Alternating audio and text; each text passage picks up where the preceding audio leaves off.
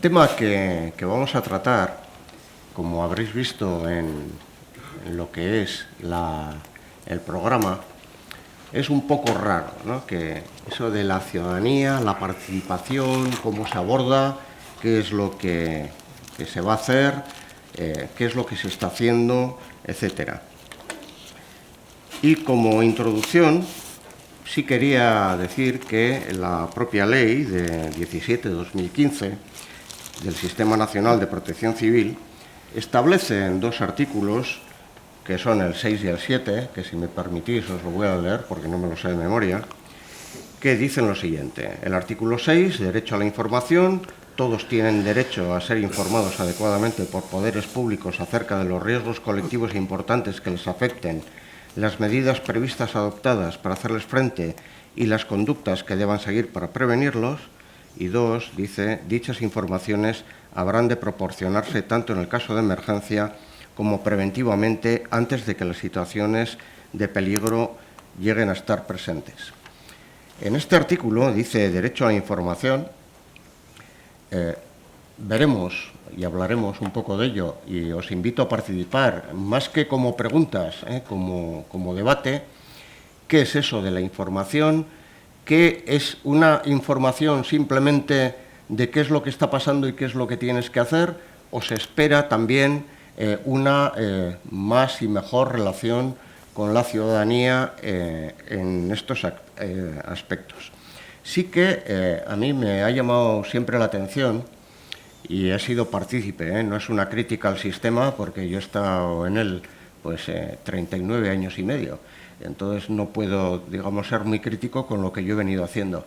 Pero sí, por ejemplo, en los planes de emergencia, la información pública consiste en publicar en el boletín oficial correspondiente una nota diciendo está en información pública y el que quiera, pues que venga a un sitio que nadie sabe dónde es, pero que se puede averiguar para informarse. No sé cuál sería el sistema bueno, pero en este momento es así. La información pública, por ejemplo, de los planes de emergencia. Hay otra información, la de los sucesos, que también analizaremos y veremos. Este era el artículo 6, derecho a la información. El 7 dice derecho a la participación.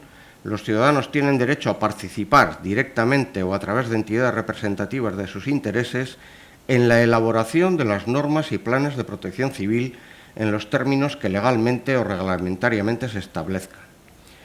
2. La participación de los ciudadanos en las tareas de protección civil podrá canalizarse a través de entidades de voluntariado de conformidad con lo dispuesto en las leyes. No vamos a hablar de los grupos de protección civil, del voluntariado de protección civil, pero sí vamos a hablar de la participación. ¿Qué es eso de que el ciudadano tiene derecho a participar directamente en la elaboración? Que no en tener conocimiento, no está pidiendo la ley que se dé información y formación, sino que se le dé participación. Y de estos dos artículos que quedan claros, sale también otra pregunta. ¿La participación incluye el derecho a opinar sobre el derecho a la información? Estamos en un momento en que la información fluye de una forma importante, que la gente exige, pide participar también en la elaboración de los determinados formas de trabajar, de recibir las alertas y de ver cómo quiere. Hemos tenido hace muy poco, con motivo de unas lluvias importantes en el centro de la península, que yo no quiero que me avisen, que si avisas y luego no sucede, ¿qué pasa? ¿Puedo yo desengancharme del sistema? La ciudadanía empieza también a hacerse preguntas y creo que tenemos que empezar a pensar las respuestas para poder precisamente corresponder con esa inquietud que tienen.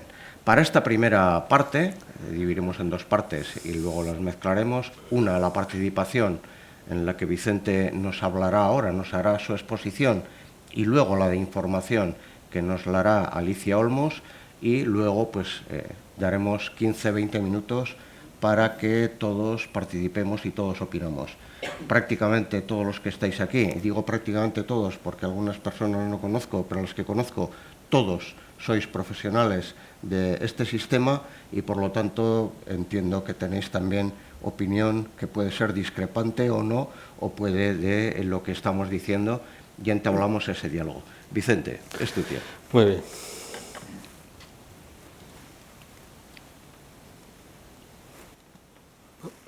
Lo tienes ahí, Eli. Bueno, muy buenos días. En primer lugar, bueno, agradecer que podré estar aquí con vosotros y vosotras y tener ocasión de comentar ciertas cuestiones que para mí me ocupan y me preocupan. Y sobre todo tener la oportunidad, como bien dice Pedro, de que esto no sea una exposición desde aquí hacia allá, sino que tengamos una primera exposición de criterios generales y que lo importante sea el debate que abramos posteriormente. Para el concepto que quiero plantear en esta intervención, cuando hablamos de participación ciudadana como imperativo y como oportunidad, parte de una certeza y de unas dudas también. Creo que esto es una necesidad, pero también abre una serie de incógnitas y de dificultades a la hora de llevarlo a cabo. Y es un poco el trabajo que tenemos que hacer entre todos y todas. Pasear es una actividad agradable, creo que todos lo hacemos, y cuando paseamos nos encontramos con cosas diversas. Y un día, dando un paseo por mi ciudad, por Sevilla, me encontré en una pared una frase que me llamó la atención. Si quieres que vayamos, dímelo y lo hablamos. Es muy simple, sencilla, es clara, parece evidente, pero cuando lo llevamos a nuestro día a día, posiblemente no nos comportamos de esa forma. Parece que con que lo digamos es suficiente. Incluso a veces ni siquiera lo decimos, sino lo imponemos. Y por supuesto lo de hablarlo queda un poco más atrás, porque hablarlo ¿para qué? Si yo no espero nada de la otra parte, si no espero nada que vaya a cambiar, porque yo tengo la razón y tengo el conocimiento. Por eso las frases simples que están puestas en una pared de forma posiblemente con otra intencionalidad, evidentemente, pues nos pueden llevar también a pensar, y en esta conversación que tengamos hoy saldrán elementos que están incluidos en esta frase. Me voy a resistir porque sería a entrar en una discusión terminológica profunda, pero al menos apuntar dos cuestiones. Ciudadanía, elemento fundamental, es un conjunto de personas en un espacio territorial que tienen unos derechos determinados y que además están vinculados a unas obligaciones, a unos compromisos. Y si a esa palabra ciudadanía le incorporamos participación, todavía ahondamos más en el compromiso, porque significa fundamentalmente ejercer el derecho a la construcción de su propio destino. Si vemos la bibliografía general y analizamos esta terminología, hay muchas acepciones, algunas más coherentes, otras más dispares, pero bueno, en definitiva hay este núcleo, creo que se puede mantener como criterio general, y aunque haya una diversidad de niveles y de formas. Muy breve, aunque la palabra breve está prohibida en una exposición, pero muy breve. No voy a hacer una disquisición sobre el tema normativo, todos estáis perfectamente conocedores, pero pasar dos transparencias donde veamos cómo ha transcurrido en el marco de la gobernanza el desarrollo del reconocimiento de la ciudadanía como agente activo de derechos, desde el diseño internacional de desastre, posteriormente hasta el marco de acción de Hyogo, posteriormente en la Carta Iberoamericana de Participación Ciudadana, posteriormente en el marco Sendai, que es el actualmente en desarrollo, y igualmente esta documentación la tenéis toda accesible en estas normas, que seguro que es de conocimiento general, y no vamos a perder tiempo, que es tiempo que robamos después a la discusión posterior. Y la Agenda 2030 también pone de manifiesto la importancia de la ciudadanía, la importancia de la participación, como una obligación además, con lo cual en el marco normativo está claro. El marco normativo está claro. Otra cosa es que el marco normativo lo llevemos después al desarrollo cotidiano y al desarrollo de la normativa estatal, autonómica, local. No todos los ámbitos han crecido en el mismo ritmo. Hay ciertos ámbitos, y yo destacaría el ámbito medioambiental, donde el reconocimiento del peso de la ciudadanía ha conseguido un espacio propio. Y tanto así que desde el año 98 ya hubo un convenio importante donde se reconocía ese acceso a la información y a la participación, que se ha visto reflejado en normativas, en directivas europeas y evidentemente incorporado a la norma jurídica de nuestro país a través de la Ley 27/2006. Hasta ahí, solamente una serie de notas para que veamos el transcurso de la gobernanza aplicada a la participación en temas de gestión de emergencias. Ya Pedro ha entrado en el tema de protección civil, no voy a repetirme, solamente poner de manifiesto la importancia que ha habido estos 30 años, del 85 a 2015. En el 85 se hablaba de obligaciones, obligación de colaborar, sensibilizar para que sean responsables, y en el 2015 se habla de derecho de información y de derecho de participación. No podía ser menos, esto sería totalmente incoherente. Sí es verdad que si después llegamos a analizar la norma básica del año 2023, y podemos entrar si queréis después en el debate, se queda un poco corta. La intencionalidad de la ley, muy amplia, cuando llega a reconocer el papel de la ciudadanía y aplicarla de forma más concreta en el desarrollo de la normativa de planificación, a mi entender, podría haber sido más ambiciosa. Bueno, el campo normativo lo abandonamos en este momento y voy a plantearme otro espacio, el espacio de la ciencia y tecnología, porque también ha habido cambios importantes en este periodo de las últimas décadas. La investigación participativa tiene 2-3 décadas de desarrollo, donde se entendía que la ciudadanía no era un elemento pasivo, totalmente ajeno a la investigación, sino que podía colaborar y podía tener cierta entrada en esos procesos de investigación. La ciencia abierta fue un paso muy importante. ¿Por qué? Porque la parte científica, la parte clásica científica, investigadora, reconocía que lo importante no era lo que se investigaba, sino cómo se trasladaba eso al conjunto de la población. Y se puso el hincapié fundamentalmente en proyectos de difusión y proyectos de transparencia.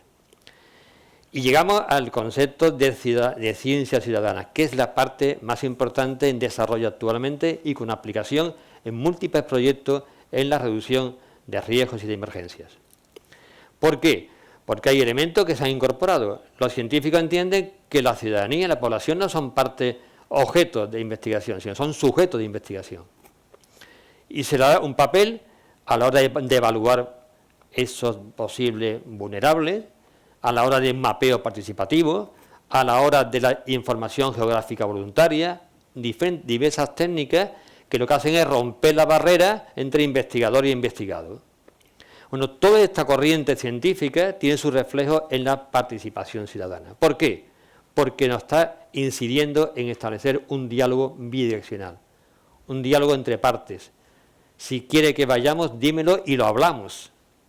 Lo hablamos. No me lo dice, lo hablamos. Y eso significa que la ciudadanía tiene un compromiso de preparación. No se trata de entrar como elefante en cacharrería. Hay que tener un compromiso de estar preparado para eso. Y tenemos un compromiso para llegar a ese punto como ciudadanos. Si eso es así, la situación mejora evidentemente, porque compartimos riesgos y compartimos incertidumbres y generamos nuevos conocimientos. Y eso nos permite que tengamos una responsabilidad compartida. ¿Por qué? Porque tenemos decisiones compartidas.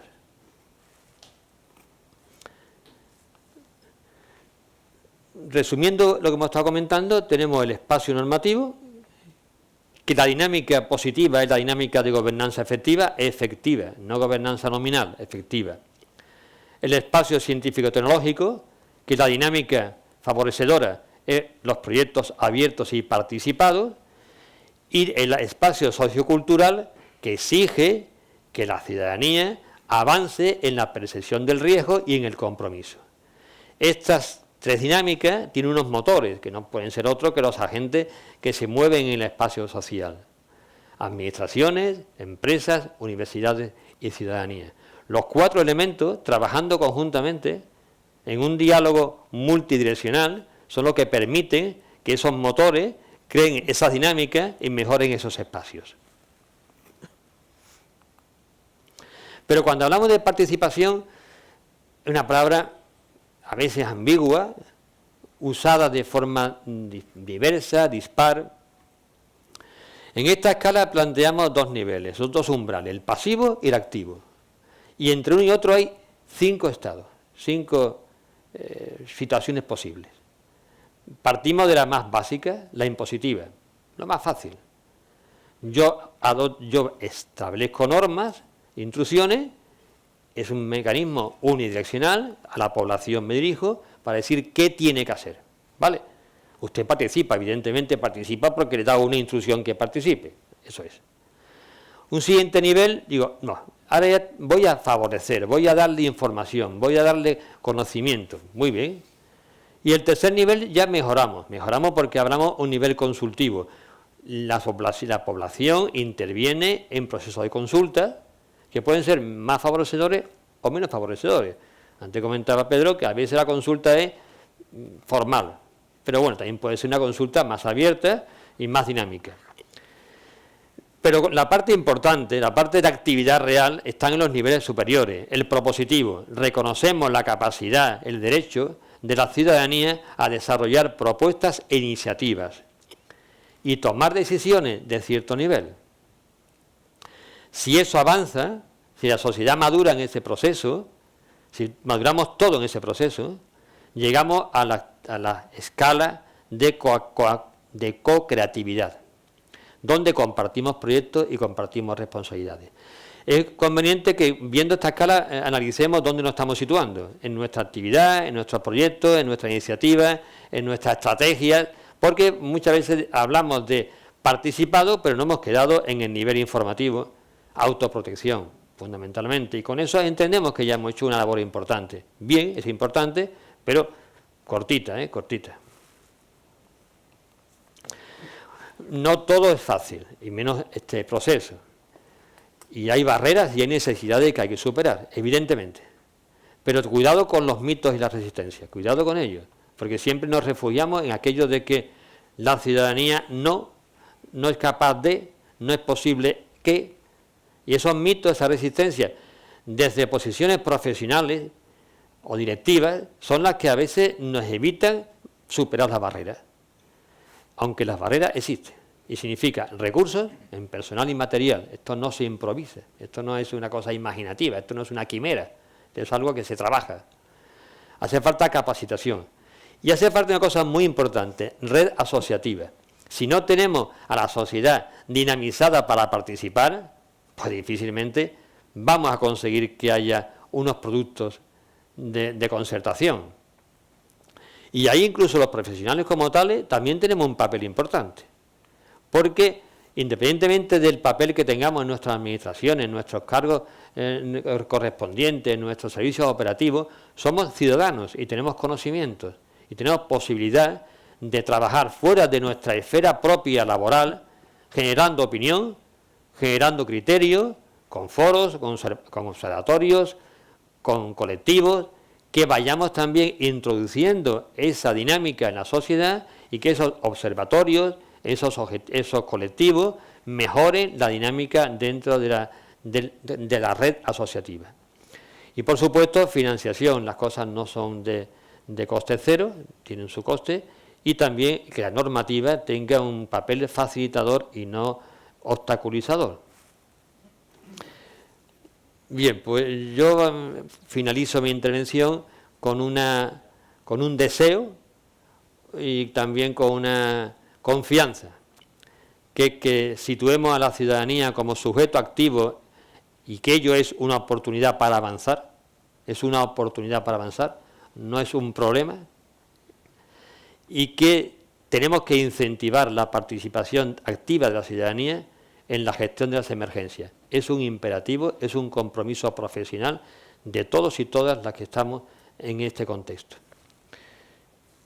Y sin más, agradecer vuestra escucha y abierto al debate. Gracias.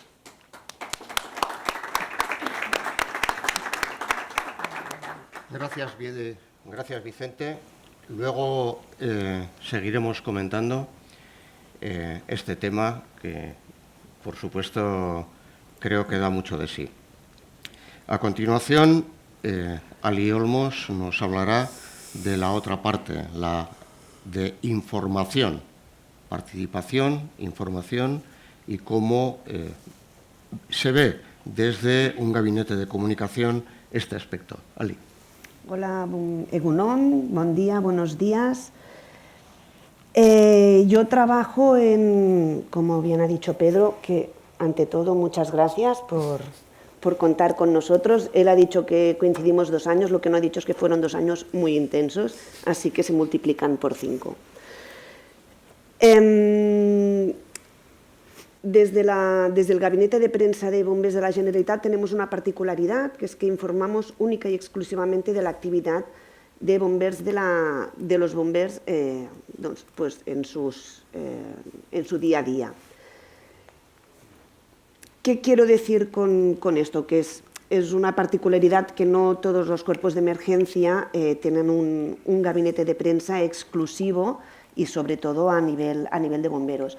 El año que viene hacemos ya 30 años del gabinete de prensa. Nacimos con los incendios del 94, que quemaron más de 94.000 hectáreas la Cataluña central, y desde ya al principio siempre nuestro foco lo hemos puesto en la ciudadanía. La ciudadanía ha sido y es el principio y el fin de nuestro objetivo a la hora de informar. ¿Qué hemos visto en estos 30 años?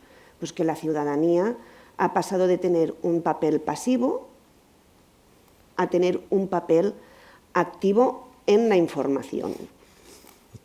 Hay 2 elementos muy importantes que han hecho que nosotros como gabinete a la hora de informar también hemos tenido que evolucionar y hemos tenido que cambiar. El primer elemento, pues no tan básico como el móvil. El móvil se ha convertido en nuestro teléfono, nuestra tele, nuestra radio, nuestro reproductor de música, nuestra oficina, nuestra sala de conferencias, nuestra agenda. Bueno, yo todavía voy con la de papel, me resisto. ¿Qué quiere decir esto? Que cualquier persona se convierte ya en alertante de una emergencia, e incluso puede explicar una emergencia desde cualquier punto.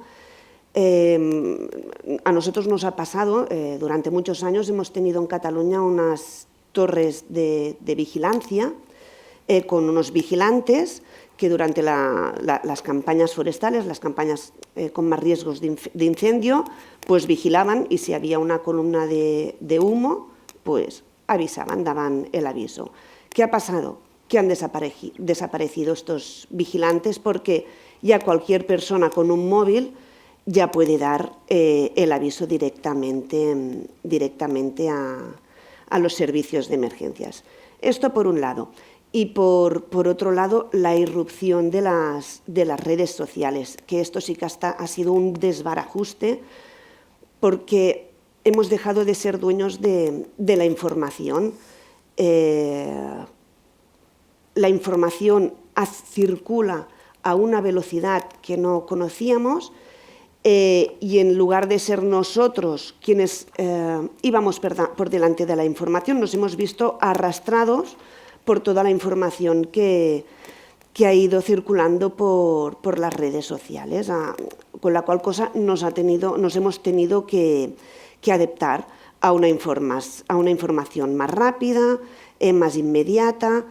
¿Y qué ha pasado? Que las redes sociales lo que han hecho es democratizar la información. Cualquier persona puede ser fuente, y en una época en la que nosotros decidimos qué televisión vemos, qué película vemos, cuándo vemos las noticias, ¿por qué no podemos decidir qué información creemos o a qué información hacemos caso, qué información consumimos? ¿Qué pasa con esto? Pues que claro, que nos encontramos que esta información, este consumo, esta multiplicidad de fuentes hacen que la información que nosotros queremos transmitir como administración, porque no olvidemos que somos administración pública, se pueda malinterpretar, porque hay como muchas fuentes de información que pueden dar mensajes equívocos. Por ejemplo, me acuerdo en los incendios de Tenerife que oía por la radio, o escuchaba por la radio unos vecinos que decían que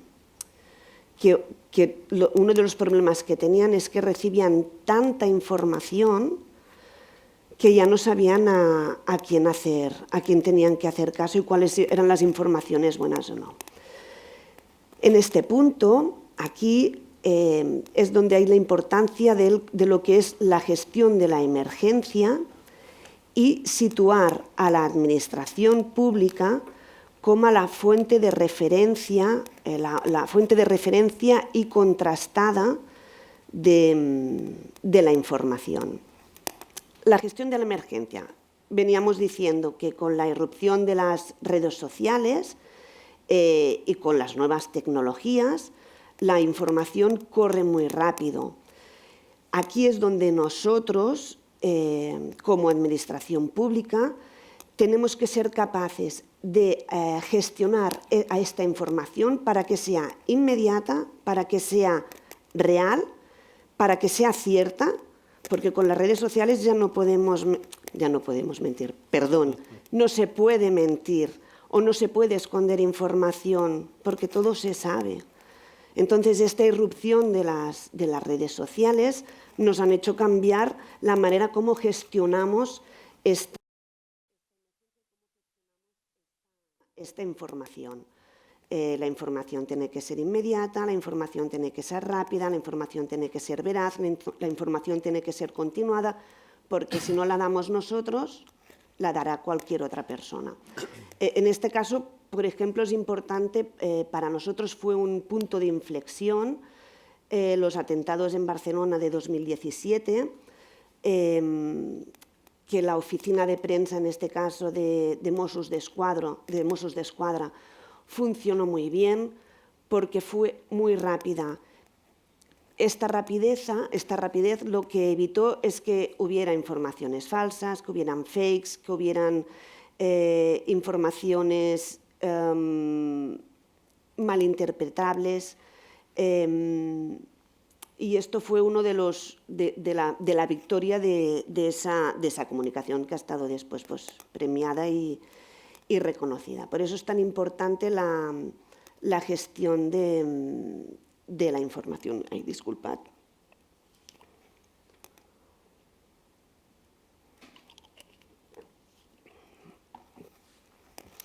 En el momento en que nosotros como administración nos posicionamos como la fuente referente de esta información, lo que hacemos es generar confianza. La población nos cree, la población sabe que cuando decimos que se queden en casa porque hay un incendio, pues nos cree. Y esto es muy importante, ganar la confianza, porque así también conseguimos su participación y que nos hagan caso cuando trabajamos en planes de protección civil, cuando trabajamos en campañas de seguridad.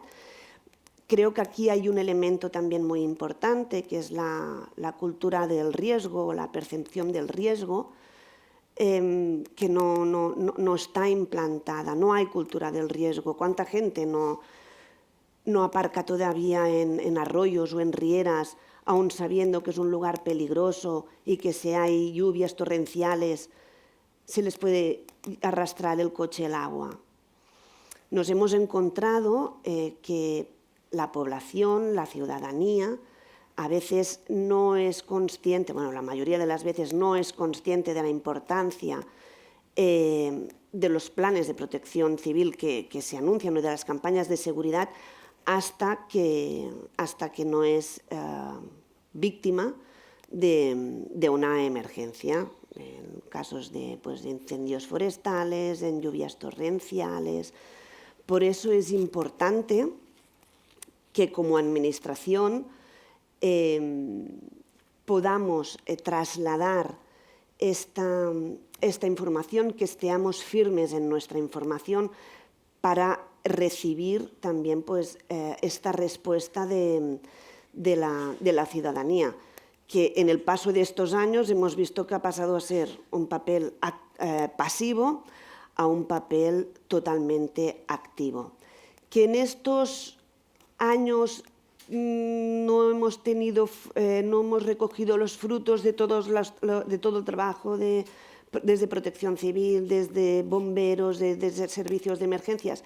Yo creo que no, que claro que se han recogido frutos. Hace 20 años tuvimos un incendio, no sé si tú estabas, Pedro, en Sant Llorenç Savall, donde... Estaba 4.500 hectáreas, 5 muertos, 2.000 personas, tuve yo allí trabajando durante 3 días. Estaba. Mira, no me acordaba, pero mira, ha ido... murieron 5 personas porque salieron de su casa y murieron en el camino y su casa quedó intacta. 20 años después hemos tenido incendios. El verano pasado tuvimos un incendio en la Cataluña central que afectó totalmente una urbanización y quemó muchas casas, pero no tuvimos que lamentar víctimas. O sea que sí que hay mensajes que llegan, pero sí que es verdad que hay una brecha entre la administración y la ciudadanía que los aleja en lo que son los planes de protección civil y que a menudo no son conscientes de la necesidad y de la importancia de los planes de protección civil hasta que no se ven amenazados o no se ven afectados por alguna emergencia. Aquí quizá también podría hablar otro debate para otro día,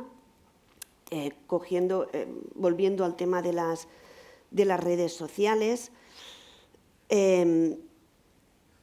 Tenemos una dependencia informativa, tanto nosotros como informadores, parte de la ciudadanía también como receptores de las redes sociales. Y ayer o antes de ayer salía la noticia de que Elon Musk haría pagar para estar suscrito a Twitter. Tendremos que pensar en eso también, porque estamos utilizando redes sociales y sobre todo Twitter y sobre todo como canal de información hacia los periodistas para transmitir mucha información, no solo a nivel de emergencias cuando hay una emergencia, sino a nivel también preventivo. Hacemos muchas campañas, evidentemente, que utilizamos distintos canales porque las redes sociales son infinitas, pero tendremos también que hacernos un planteamiento. Sabemos cuál es el mensaje que queremos hacer llegar desde bomberos, desde Protección Civil, desde los cuerpos de seguridad, pero también tenemos que ser conscientes que no toda la población consume los mismos canales. No todo el mundo consume lo que son los medios de comunicación convencionales y no todo el mundo consume las redes sociales. Es un debate y es un reto que no es de fácil solución. ¿Cómo podemos llegar a toda la población? Creo que un elemento importante es la confianza. Necesitamos que la población se suba a nuestro barco día a día. Al final, nosotros hace 30 años empezamos hablando a la población a través de los medios de comunicación, de los periodistas. por el teléfono, por el fax. Yo también conocí el fax, por internet y ahora a través de las redes sociales. Y a través de las redes sociales ya no hablamos a la población a través de los periodistas, ahora ya lo podemos hacer directamente.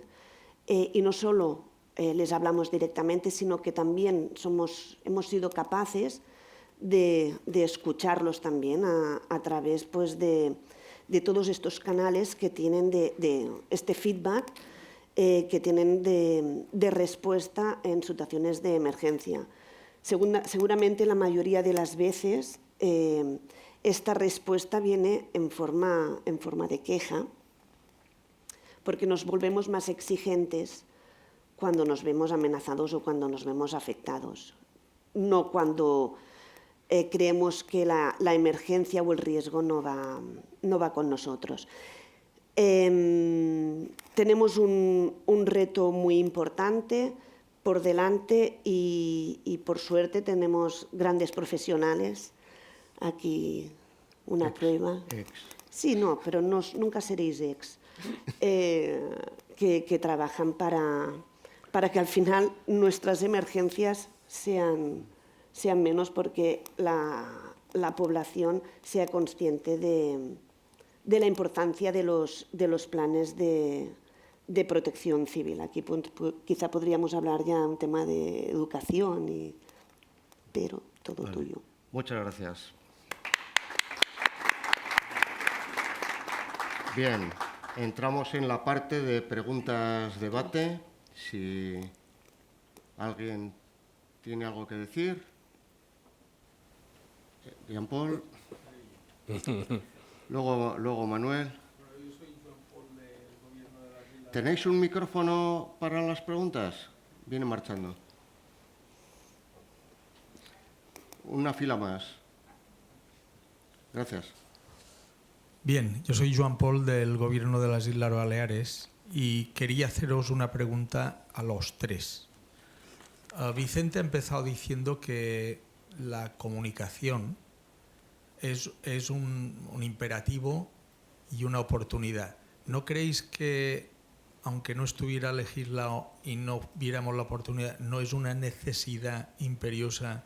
Porque si no hay 1000 portavoces, 1000 canales, 1000 medios de comunicación que generan noticias y muchas veces sobredimensionamos el problema por la avidez de noticias que se tienen. En mi juventud no salía en ningún telediario un accidente doméstico. Hoy el 90% de los telediarios son accidentes pequeños, no que afecten a colectividades, sino... Entonces, la ciudadanía necesita o quiere tener información sobre sucesos. Entonces, yo creo que es una necesidad que nos pongamos a su altura, ¿no? Y seamos claros, concisos, breves, transparentes. Pero vamos, quería oír qué pensáis sobre el tema. Bueno, al hilo de tu pregunta y la intervención anterior, es una realidad que las redes están para quedarse, no es una cosa circunstancial. Deseábamos que la ciudadanía fuera protagonista y le hemos entregado un instrumento para que toquen, pero no le hemos enseñado las pautas de cómo tocar. Y al final, en vez de una orquesta, hemos montado una zarangana, porque no hay forma de entenderse. ¿Qué quiero decir con esto a tu pregunta? Que la comunicación es evidentemente una necesidad ordenarla, estructurarla y darle confianza a los canales de comunicación. Los estudios que se hacen sobre redes sociales ponen de manifiesto las ventajas y los grandes inconvenientes, grandes problemas generados por esta información dispar. Yo no tengo una solución más normal e entendible para un problema de estas dimensiones, pero sí creo por dónde podemos caminar. Si la ciudadanía tiene participación en la información, si tiene participación en la crítica, debate, posterior, evaluación, incorporémoslos al proceso creativo, metámoslos en el proceso de desarrollo, porque es absurdo que la planificación la hagamos solos cuando hay un colectivo que va a estar informando y va a estar después evaluando a su forma, a su manera, pero lo va a hacer y es imposible evitar que eso ocurra. La comunicación va a seguir existiendo por canales múltiples. Y como comentaba Alicia anteriormente, se ha perdido el protagonismo y más que el protagonismo, la exclusividad de la comunicación. Con lo cual, hay que insistir en que haya comunicaciones sólidas, que las administraciones o los portavoces se pongan las pilas y que también a la población hagamos un esfuerzo para incorporarlo a un proceso responsable y selectivo en ese tema. Pero la comunicación tiene que ser haciendo concertación previa. En el momento del suceso ya no tenemos solución. Aquí hay campanadas por todos lados. Pero es que teníamos que antes haber previsto esta situación.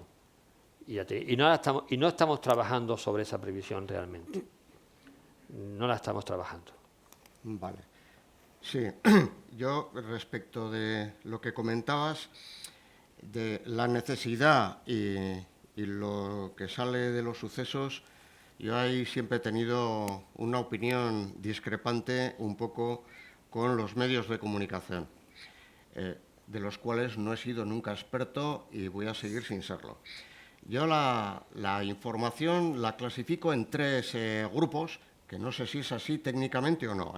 Información social, información política o comunicación política y comunicación técnica. Social. Efectivamente, estamos viendo cómo de repente se hunde una casa y le preguntan al vecino que a ver qué opina y le preguntan al panadero a ver qué tal, al que pasaba.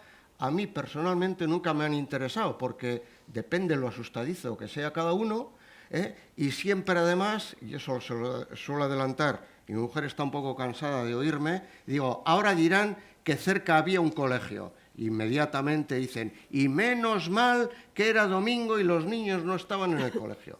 Esa información que vende, y por eso lo hacen, creo que nosotros como profesionales, en algunos casos ex profesionales, tenemos que alejarnos.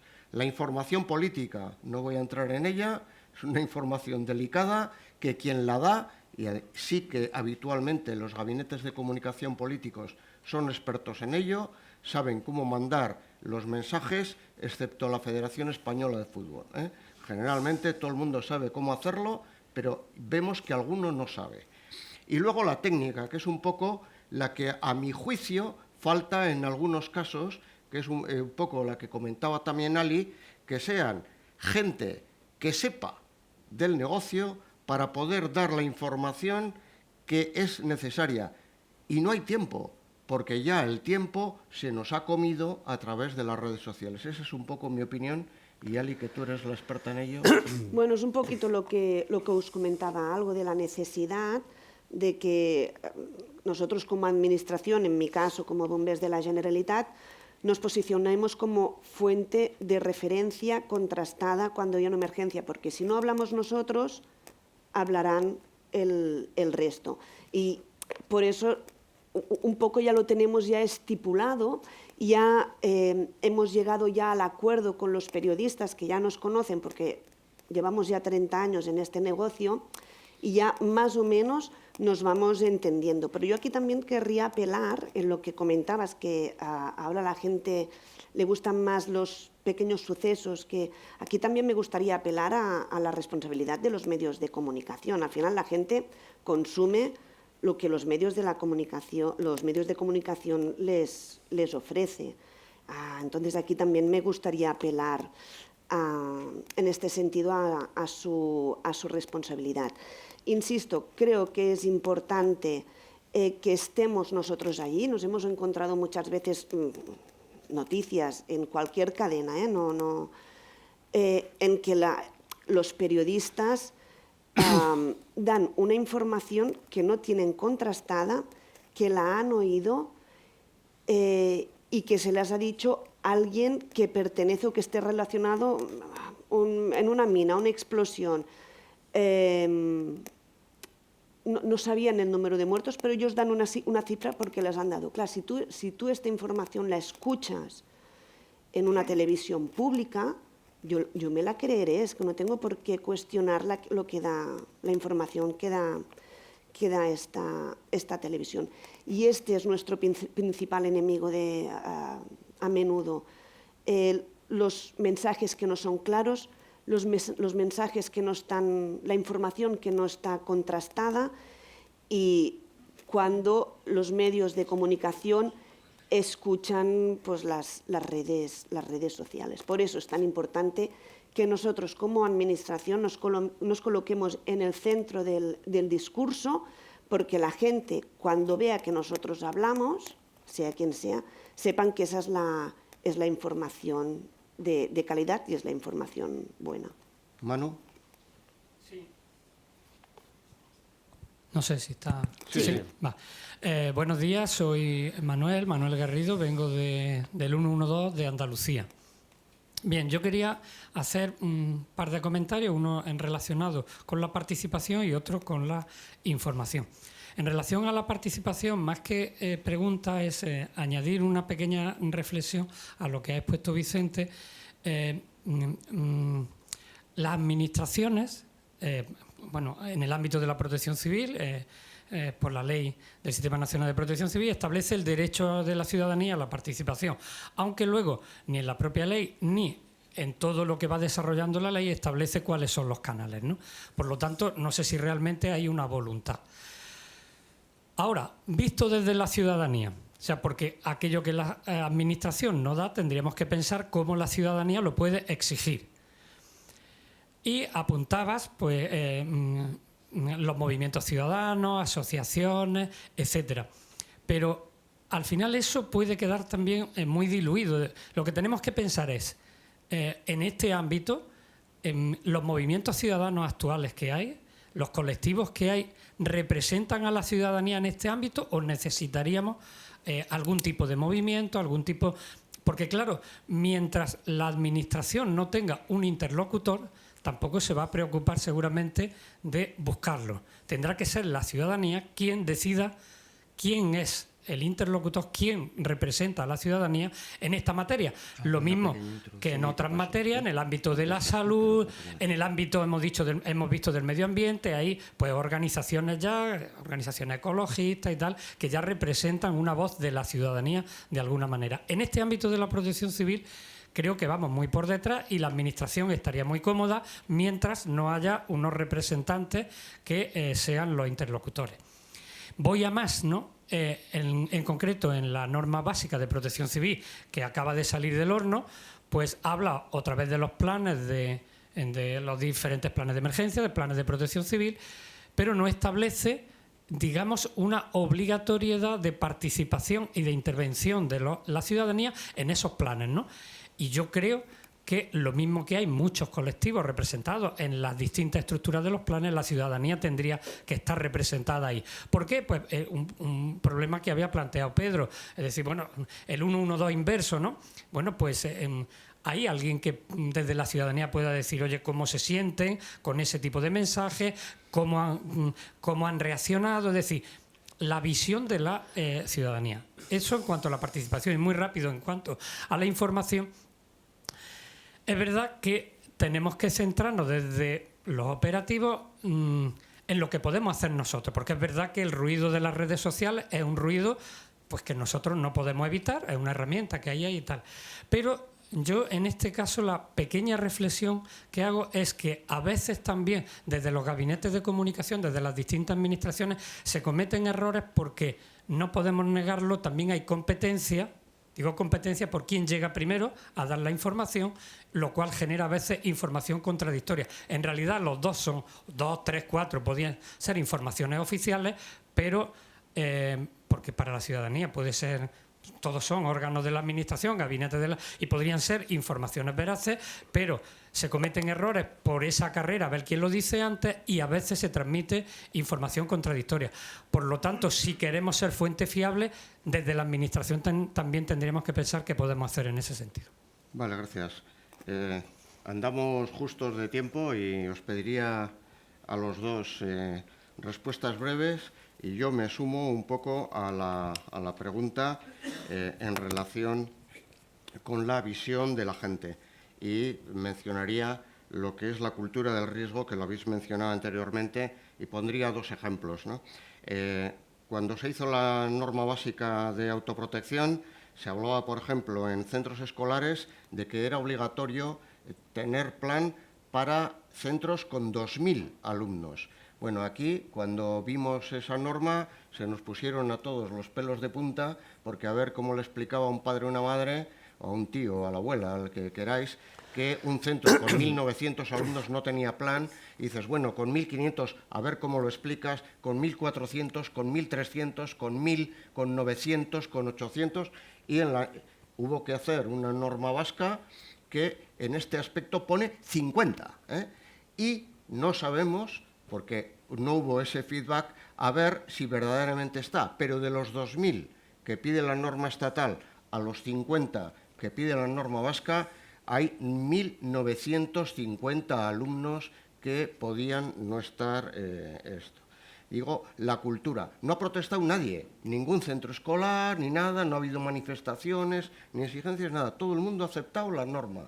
Luego quiere decir que la cifra, por lo menos, no es alta, igual habría que bajarla, pero alta no es.